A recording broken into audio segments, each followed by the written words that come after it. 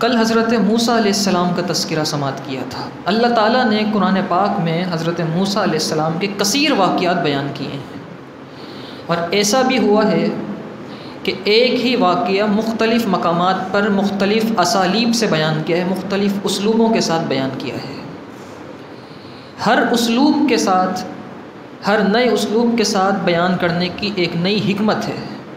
سیاق اور سباق کے اعتبار سے جب بیچ میں نیا واقعہ بیان کر دیا دوبارہ سے تو اس کی کوئی نہ کوئی حکمت ہوتی ہے۔ سورہ قصص کے اندر اللہ تعالیٰ نے قارون کا ذکر فرمایا ہے۔ اردو میں بھی محاورہ ہے، کسی کے پاس بہت زیادہ مال ہو تو اس کو کہتے ہیں کہ اس کے پاس تو قارون کا خزانہ ہے، یا یوں بھی کہا جاتا ہے کوئی اچانک سے امیر ہو جائے تو اس کو مثال کے طور پہ کہتے ہیں شاید قارون کا خزانہ ہاتھ لگ گیا ہے۔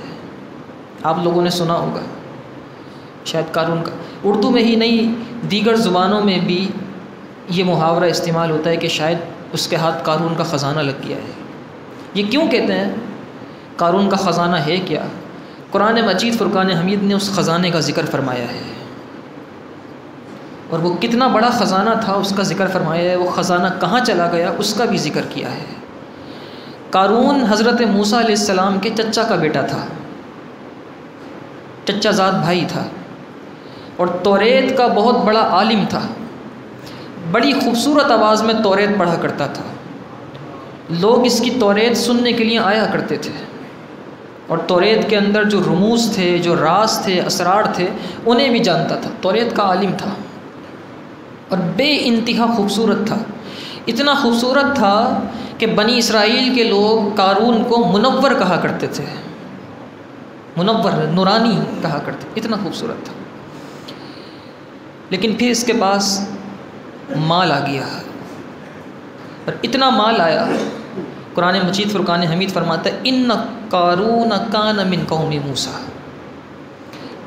بے شک قارون موسیٰ علیہ السلام کی قوم سے تھا۔ فبغى علیہم، تو اس نے ان پر زیادتی کی، سرکشی کی۔ وآتیناہ من الکنوز، اللہ فرما رہا ہے ہم نے قارون کو خزانہ عطا کیا تھا۔ وہ خزانہ جو ہمارے محاوروں میں استعمال ہوتا ہے، فرما رہا ہے وآتیناہ من الکنوز، ہم نے قارون کو خزانہ عطا کیا تھا۔ وہ کیا خزانہ تھا؟ ما ان مفاتیحہ لتنوء بالعصبۃ اولی القوہ، وہ ایسا خزانہ تھا کہ اس کی چابیاں ایک بڑی مضبوط قوت والی جماعت پر بھی بھاری ہو جایا کرتی تھی۔ مفسرین نے فرمایا اتنا خزانہ تھا، اتنا مال تھا کہ جب قارون اپنے گھر سے نکلتا تھا تو اس کے ساتھ 70 اونٹوں پر چابیاں جایا کرتی تھیں۔ خزانوں کی چابیاں 70 اونٹوں پر اس کے ساتھ چلا کرتی تھیں، اتنا خزانہ اس کے ساتھ تھا۔ اور ساتھ لے کر کیوں چلتا تھا چابیاں؟ کیونکہ لالچی تھا، لالچ تھی دل کے اندر، کسی کو دینے کا دل نہیں ہوا کرتا تھا، تو کہیں کوئی نکال نہ لے کہ چوری نہ ہو جائے، تو اپنے ساتھ وہ 70 اونٹوں پر چابیاں تمام لاد کے لے کے جائے۔ اسی لیے قرآن فرما رہا ہے اتنا خزانہ تھا کہ ایک بھاری جماعت پر، بڑی جماعت پر بھی وہ اٹھانا دشوار تھا اور مشکل تھا، بھاری تھا۔ اذ قال لہ قومہ، اور جب یہ نکلتا تھا تو بڑے اتراتے ہوئے اپنے گھر سے نکلا کرتا تھا، اور اپنے کپڑے زمین پر، اپنا سوٹ، اپنا لباس طویل سلوایا کرتا تھا کہ جب چلتا تھا تو کپڑے کا کچھ حصہ زمین سے لگتا ہوا چلا کرتا تھا۔ جس طرح آج کل بھی یہ فیشن چل چکا ہے کہ جب چلتے ہیں جو مہنگے لباس ہوتے ہیں اس طرح کے دیکھنے میں آ رہے ہیں، رواج پڑ چکا ہے، تو اس کا کچھ حصہ پیچھے چل رہا ہوتا ہے، یا ایسے لباس ہیں کہ لوگ اس کو پیچھے سے اٹھا کے چل رہے ہوتے ہیں۔ تو یہ قارون کا لباس ایسا تھا کہ جب چلتا تھا تو پیچھے اس کے لباس سے کچھ حصہ رگڑتا ہوا زمین پر چلا کرتا تھا، اتراتا ہوا گھر سے نکلتا تھا۔ اذ قال لہ قومہ، جب اس سے اس کی قوم نے کہا لا تفرح، اترا نہیں، ان اللہ لا یحب الفریحین، اللہ تعالیٰ اترانے والوں کو پسند نہیں فرماتا، اترانے والوں کو رب پسند نہیں فرماتا۔ حضرت موسیٰ علیہ السلام نے قارون سے کہا اللہ نے تمہیں اتنا مال دیا ہے، تو اب یہ بھی لازم ہے، یہ بھی واجب ہے کہ اس مال کی زکوٰۃ ادا کرو۔ اس نے کہا مال کی زکوٰۃ بھی دینی پڑے گی؟ آپ نے فرمایا واجب ہے، فرض ہے، نہیں دو گے تو یہ تو بڑا گناہ ہے، قیامت میں حساب دینا پڑے گا۔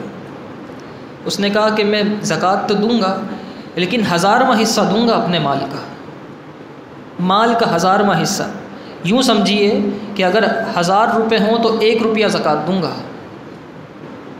حضرت موسیٰ علیہ السلام نے فرمایا چلو تم 1000ویں حصے کی زکوٰۃ ادا کرنا، 1000ویں حصے کی زکوٰۃ کا حساب لگایا گیا تو 1000واں حصہ بھی بڑا مال بن رہا تھا۔ اس کے دل میں لالچ آ گئی، اس نے کہا 1000واں حصہ بھی نہیں دوں گا۔ حساب کتاب جب لگایا، ایسا ہوتا ہے بعض اوقات اس طرح ہوتا ہے کہ لوگ آ کے مسئلہ پوچھتے ہیں کہ زکوٰۃ کا مسئلہ بتاتے ہیں، اور ہمارے ساتھ بھی بعض اوقات اس طرح ہوتا ہے، لوگ آتے ہیں بعض اوقات اپنے بزنس میں اپنی دکان پر لے جاتے ہیں اور جا کر کہتے ہیں کہ یہ دیکھیں یہ سارا مال ہے، اتنی آمدنی ہے، یہ ہے، اتنی جمع ہے، اتنا کریڈٹ پہ دیا ہوا ہے، اتنی وصولی ہونی ہے، فلاں فلاں ہونا، حساب کتاب لگا کے بتائیں زکوٰۃ کتنی بن رہی ہے۔ اب ہم ان کو حساب کتاب لگا کے جب زکوٰۃ کی بتاتے ہیں تو ظاہر سی بات ہے اگر بزنس کے اندر 10-15 لاکھ 20 لاکھ یا اس سے زیادہ کا مال لگا ہے تو ایک اماؤنٹ بن جاتی ہے،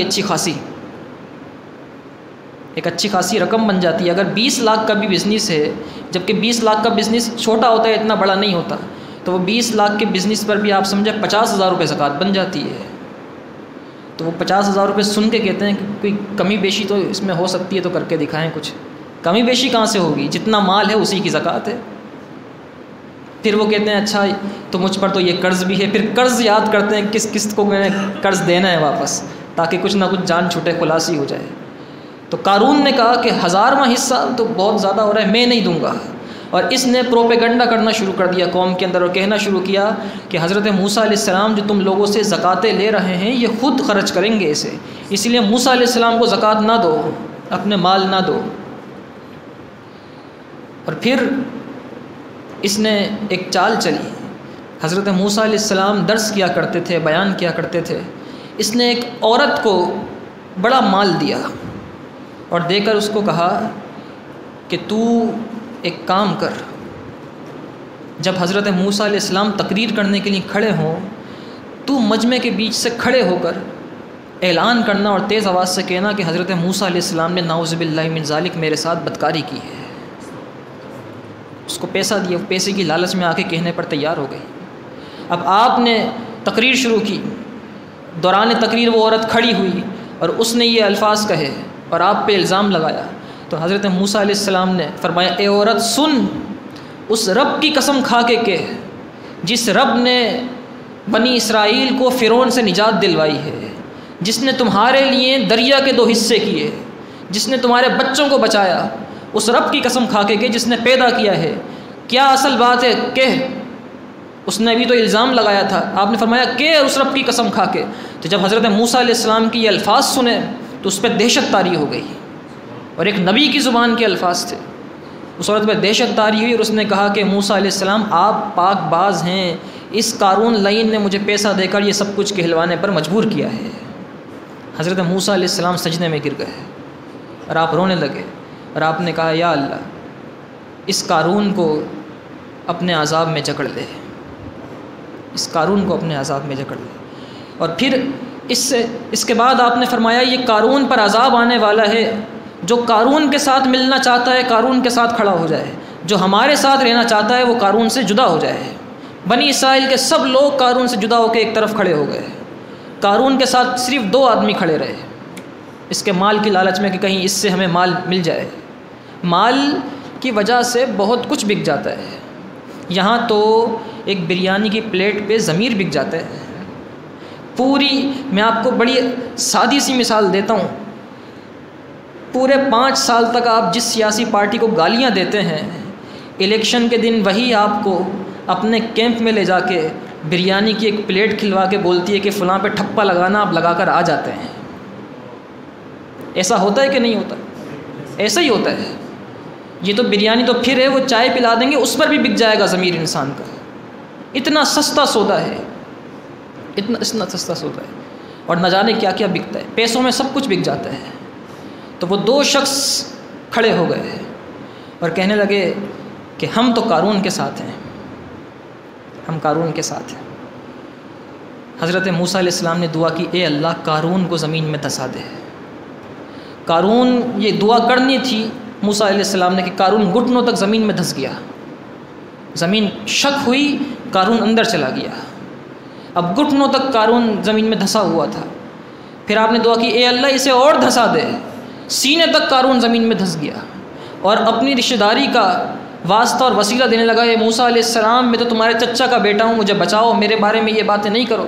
جب وہ سینے تک دھس گیا تو یہ جو دو کھڑے تھے قارون کے ساتھی، یہ کہنے لگے، یہ دیکھو بنی اسرائیل والوں، موسیٰ علیہ السلام نے قارون کو اس لیے زمین میں دھسوایا ہے دعائیں کر کر کے کہ اس کے مال پہ قبضہ کر لیں۔ تو حضرت موسیٰ علیہ السلام نے دعا کی، اے اللہ اس کے ساتھیوں کو بھی دھسا دے، اس کے مال کو بھی دھسا دے۔ زمین کھلی، وہ سارا خزانہ زمین میں دھس گیا، اور قارون اور اس کے دونوں ساتھی بھی زمین میں دھس گئے۔ اللہ تعالیٰ نے اس پورے واقعے کو بڑی تفصیل کے ساتھ ذکر فرمایا ہے فَخَسَفْنَا بِهِ وَبِدَارِهِ الْأَرْضَ، ہم نے اسے اور اس کے گھر کو زمین میں دھسا دیا۔ گھر کا ذکر اس لیے کیا ہے کیونکہ قارون کا پورا گھر سونے کا بنا ہوا تھا اور اسی کے اندر مال و زر پڑا تھا۔ فَمَا كَانَ لَهُ مِنْ فِئَةٍ يَنْصُرُونَهُ مِنْ دُونِ اللَّهِ، تو اس کے لیے کوئی ایسا لشکر نہیں تھا، کوئی ایسا گروہ نہیں تھا کہ جو اس کی مدد کرتا اللہ تعالیٰ کے مقابلے میں۔ وَمَا كَانَ مِنَ الْمُنْتَصِرِينَ، یہ قارون کا انجام ہوا، اس کا خزانہ یہ خود زمین میں دھس گیا۔ مال کی لالچ بڑی بری چیز ہے، اللہ تعالیٰ ہم سب کو محفوظ فرمائے۔ اور اگر لوگ دعائیں کرتے ہیں کہ اللہ ہمیں مال عطا فرمائے، مال و زر عطا فرمائے، تو صرف یہ دعا نہیں کیا کریں، ساتھ میں یہ بھی دعا کریں، اے اللہ مال کے ساتھ ساتھ حضرت عثمان غنی جیسا دل بھی عطا فرما، جیسا ان کے پاس دل تھا۔ بار بار کئی بار حضرت عثمان غنی رضی اللہ تعالیٰ نے رسول اللہ صلی اللہ علیہ وسلم سے جنت خریدی ہے۔ جو کنواں خرید کر حضرت عثمان غنی نے مسلمانوں کے نام جس سے پانی بھرا کرتے تھے، اس کنویں کی مالیت آج کے دور میں علماء نے حساب لگایا تو تقریباً 4.5 ارب روپے بنتی ہے، ایک کنواں خرید کے حضرت، اور نہ جانے کیا کیا دیا تھا۔ جیش الاسرہ جب آپ نے تیار کیا، رسول اللہ صلی اللہ علیہ وسلم نے فرمایا، ہے کوئی تم میں سے جو جنگ کے لیے کچھ سامان دے؟ تو حضرت عثمان غنی کھڑے ہوئے، آپ نے فرمایا ہے کوئی جو جنگ کے لیے سامان دے؟ حضرت عثمان غنی کھڑے ہوئے اور کہتے ہیں، یا رسول اللہ 100 مجاہدین، ان کے گھوڑے، ان کا ساز و سامان، ان کا سب کچھ، اور جب تک یہ مجاہدین جنگ میں رہیں گے، جہاد پہ رہیں گے، ان کے گھر کا تمام راشن، ہر چیز میری طرف سے، میری طرف سے۔ رسول اللہ صلی اللہ علیہ وسلم خوش ہوئے، آپ نے پھر اعلان فرمایا، ہے کوئی جو دے؟ حضرت عثمان غنی پھر کھڑے ہوئے، پھر آپ نے اسی طرح 100 کے لیے اعلان کیا، پھر آپ نے فرمایا اب کوئی ہے جو اور کوئی دے؟